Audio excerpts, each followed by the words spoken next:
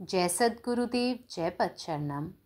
मेरे सद्गुरु की वाणी परम संत महात्मा यशपाल जी महाराज का प्रवृत्ति में निवृत्ति, गृहस्थ धर्म का गीता सुधा भाष्य, अध्याय 6, श्लोक 10।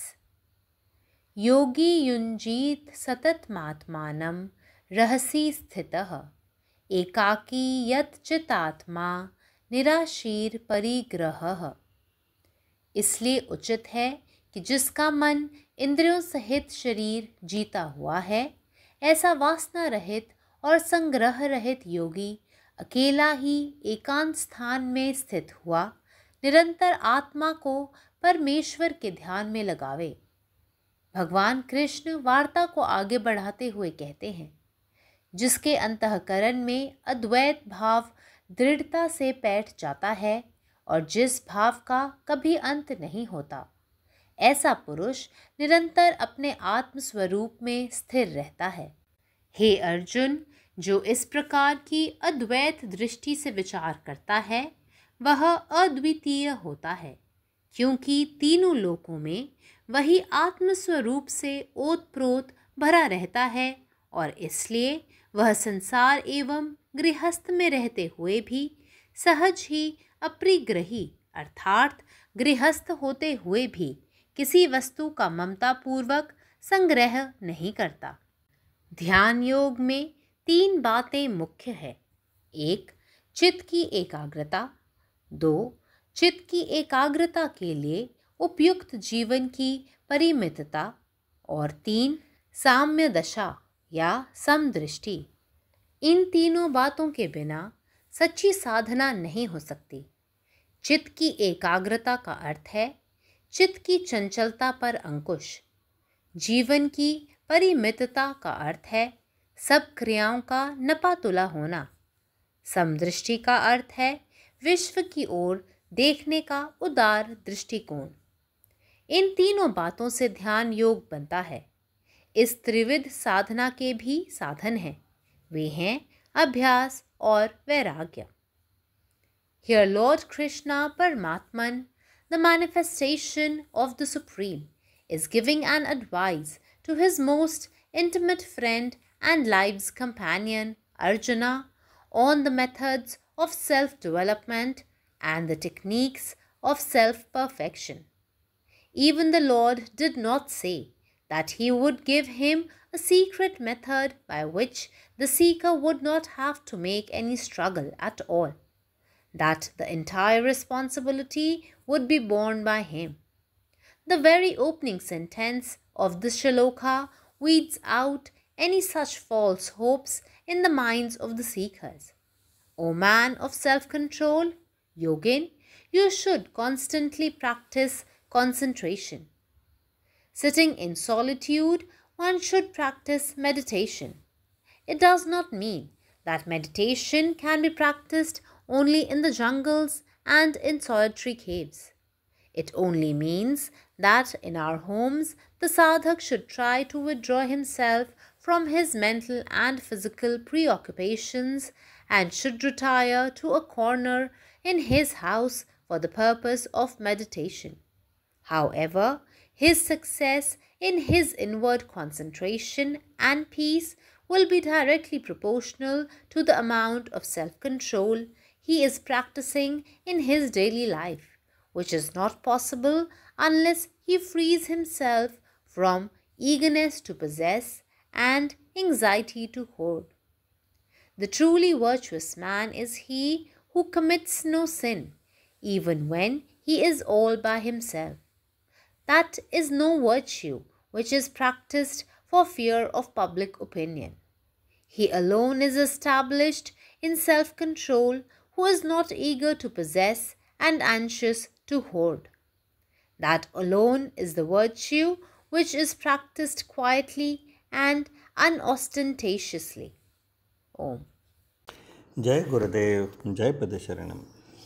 म्हणूनच ज्या योगींचे मन इंद्रियांसह शरीरावर नियंत्रण ठेवते, जो कोणत्याही प्रकारची इच्छा किंवा आसक्तीपासून मुक्त आहे, त्याने एकांत ठिकाणी एकांतात बसून सतत आपल्या आत्म्यावर परमात्म्यावर केंद्रित करणे योग्य आहे. संभाषण पुढे नेताना भगवान श्रीकृष्ण म्हणतात, ज्याच्या हृदयात अद्वैताची भावना दृढपणे स्थापित होते आणि ज्याची भावना कधीही संपत नाही, अशी व्यक्ती नेहमीच त्याच्या खरा स्वभावात स्थिर असते. अरे अर्जुना, जो अशा अद्वैत दृष्टिकोनातून विचार करतो तो अद्वितीय असतो, कारण तिन्ही जगात तो आत्म्याने भरलेला असतो आणि म्हणूनच जगात राहूनही आणि गृहस्थ म्हणूनही तो स्वाभाविकपणे अपरिग्रही असतो. म्हणजेच तो गृहस्थी असूनही तो कोणत्याही वस्तूला आसक्तीने गोळा करत नाही. ध्यानयोगात 3 मुख्य गोष्टी आहेत. मनाची एकाग्रता, नंबर 2 मनाच्या एकाग्रतेसाठी योग्य जीवनाची मर्यादितता आणि नंबर 3 सौम्य दशा किंवा समदृष्टी. या तिन्ही गोष्टींशिवाय खरी साधना होऊ शकत नाही. मनाची एकाग्रता म्हणजे मनाच्या चंचलतेवर नियंत्रण ठेवणे. जीवनाची मर्यादितता म्हणजे सर्व कृती मोजून मापून केलेल्या जातात आणि संतुलित असतात. समान दृष्टिकोन म्हणजे जगाकडे बघण्याचा उदार दृष्टिकोन. या तिन्ही गोष्टी ध्यानयोगात सिद्ध होतात. या त्रिविध साधनेसाठी काही साधने आहेत. ते म्हणजे अभ्यास आणि त्याग किंवा വൈരാഗ്യം. സദ്ഗുരുവിൻ്റെ സന്ദേശം. ഇന്ദ്രിയങ്ങളോടൊപ്പം ശരീരത്തെയും നിയന്ത്രിക്കുന്ന ആഗ്രഹങ്ങളോ ആസക്തിയോ ഇല്ലാത്ത ഒരു യോഗി ഏകാന്തമായ ഒരു സ്ഥലത്ത് ഒറ്റയ്ക്കിരുന്ന് തൻ്റെ ആത്മാവിനെ പരമപുരുഷനിൽ നിരന്തരം കേന്ദ്രീകരിക്കുന്നത് ഉചിതമാണ്. ഭഗവാൻ കൃഷ്ണൻ പറയുന്നു, ആരുടെ ഹൃദയത്തിൽ ദ്വൈതതയില്ലാത്ത വികാരം ഉറച്ചു നിൽക്കുന്നുവോ ആ വ്യക്തിയുടെ വികാരം ഒരിക്കലും അവസാനിക്കുന്നില്ല. അത്തരം വ്യക്തി എപ്പോഴും തൻ്റെ യഥാർത്ഥ സ്വഭാവത്തിൽ സ്ഥിരതയുള്ളവനായി തുടരുന്നു. ഹേ അർജുൻ, അദ്വൈതമായ ഒരു വീക്ഷണകോണിൽ നിന്ന് ചിന്തിക്കുന്നയാൾ അതുല്യനാണ്. കാരണം 3 ലോകങ്ങളിലും അവൻ ആത്മാവിനാൽ നിറഞ്ഞിരിക്കുന്നു. അതിനാൽ ലോകത്തിൽ ഒരു ഗൃഹസ്ഥനായി ജീവിക്കുമ്പോഴും അവൻ സ്വാഭാവികമായി ഒരു കൈവശക്കാരനല്ല. അതായത് അവൻ ഒരു ഗൃഹസ്ഥനാണെങ്കിലും ആസക്തിയോടെ ഒരു വസ്തുവും ശേഖരിക്കുന്നില്ല. ധ്യാനയോഗയിൽ 3 പ്രധാന കാര്യങ്ങളുണ്ട്. 1. മനസ്സിൻ്റെ ഏകാഗ്രത. 2. മനസ്സിൻ്റെ ഏകാഗ്രതയ്ക്ക് അനുയോജ്യമായ ജീവിതത്തിൻ്റെ പരിമിതി. 3. തുല്യദർശനം. ഈ 3 കാര്യങ്ങളില്ലാതെ യഥാർത്ഥ സാധന നടക്കില്ല.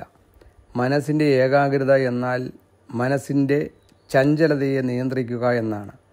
ജീവിതത്തിൻ്റെ പരിമിതി എന്നാൽ എല്ലാ പ്രവർത്തനങ്ങളും അളക്കപ്പെടുകയും സന്തുലിതമാക്കപ്പെടുകയും ചെയ്യുന്നു എന്നാണ്.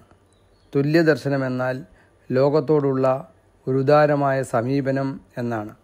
ഈ 3 കാര്യങ്ങളും ധ്യാനയോഗയെ ഉൾക്കൊള്ളുന്നു. ഈ ത്രിവിധ സാധനയ്ക്കും ഉപാധികളുണ്ട്. അവ അനുഷ്ഠാനവും ത്യാഗവുമാണ്. പരമാത്മാവ് നീ തന്നെ, നിന്റെ ഇഷ്ടം പൂർണ്ണമാകട്ടെ. ജയ് സദ്ഗുരുദേവ്, ജയ് പദശരണം. నా సద్గురు సందేశం.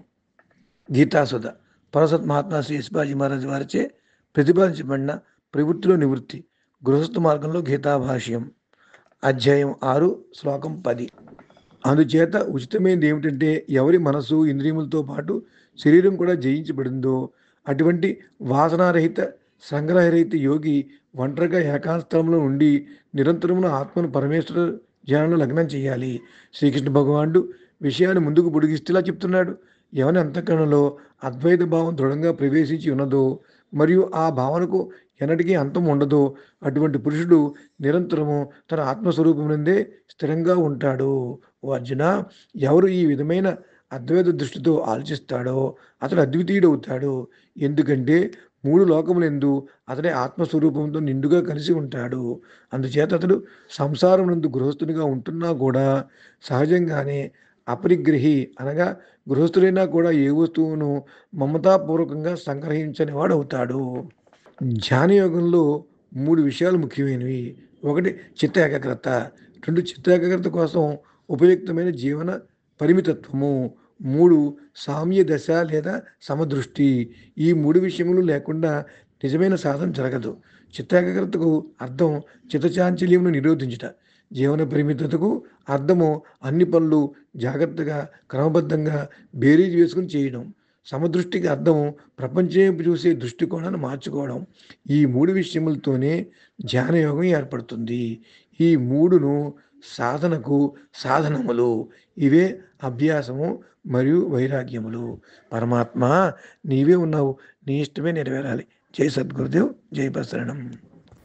तय उचित यह थिक जे जिनकर मौन इंद्रिय सहित शरीर जीतल हुए, एहन वासना रहित असंग्रह रहित योगी असगरे एकांत स्थान पर स्थित भौक निरंतर आत्मा परमेश्वरक ध्यान में लगावैत। भगवान कृष्ण एहि वार्ता के आगू बढ़बैत कहैत छथि, जिनका अंतःकरण में अद्वैत भाव दृढ़ता सँ पैस जाइत छनि आ जाय भावक कहियो अंत नहीं होइत, एहन पुरुष निरंतर अपन आत्मस्वरूप में स्थिर रहैत छथि।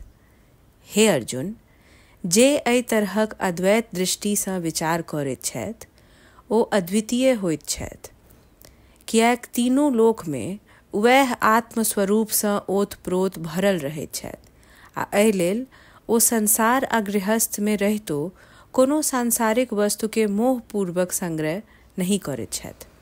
ध्यान योग में 3टा गप मुख्य अछि। एकाग्रचित्त, चित्त के एकाग्रता लेल उपयुक्त जिंदगीक सीमा आ सबके एक रंग सँ देखै वाला दृष्टि। एहि तीनू बिंदुक बिना असल साधना नहीं भऽ सकैत अछि। चित्त के एकाग्रताक अर्थ अछि मोनक चंचलता पर अंकुश।